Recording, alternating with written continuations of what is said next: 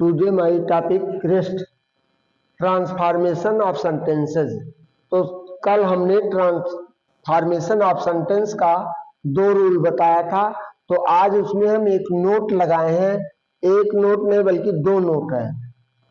If in any sentence so in passive voice, यदि कोई वाक्य पैसिव वॉइस में प्रयुक्त हुआ हो तो उस सेंटेंस का the sentence will be change in passive voice, तो उस सेंटेंस का परिवर्तन भी हम पैसिव वॉइस में ही करेंगे, ना कि अदर में। जैसे एग्जांपल हमने दिया है, the book is too costly to be purchased, तो पुस्तक इतनी महंगी है कि उसे खरीदा जा सकता है।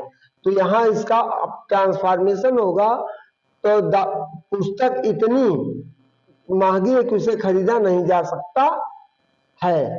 तो ट्रांसफॉर्म हम कर दे रहे हैं, the book is so costly that it can not be purchased. और इसमें दूसरा नोट है, in that class often use not, यदि किसी दैट वाले क्लास में, किसी सेंटेंस के दैट वाले क्लास में प्राय ऑफ्टन यानी प्राय नॉट का प्रयोग किया जाता है। तो नॉट का प्रयोग किया, जैसे can not, could not, are will not, would not, does not, it is use helping verb, इसका प्रयोग हम सहायक क्रिया के रूप में करते हैं। एज एग्जांपल नंबर 1 दिया, she is too intelligent to obey any one, वह इतनी आज्ञाकारी है, वह इतनी बुद्धिमान किसी की आज्ञा को नहीं मानती है। इसका भाव यही जाएगा, या नहीं मानेगी। तो इसका ट्रांसफॉर्म हमने किया है, she is so intelligent then she does not और will not obey any one, that is solve. अब रूल नंबर 2 है, if any adverb to show in infinite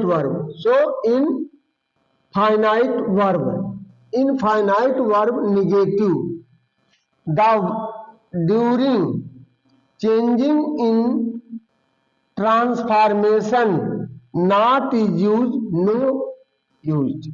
तो तब वहां हम नॉट का प्रयोग, यदि किसी वाक्य में एडवर्ब के बाद नॉट आता है, adverb two plus intelligent adjective plus not आता है, और इसके बाद फाइनाइट वर्ब आते हैं, तो उसको हम नॉट को हटा देते हैं, ट्रांसफॉर्मेशन करते समय नॉट को हटा देते हैं। तो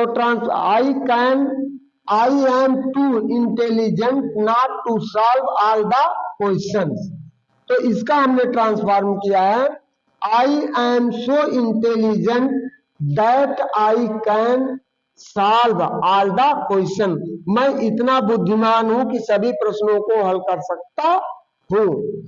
तीसरा रूल हमारा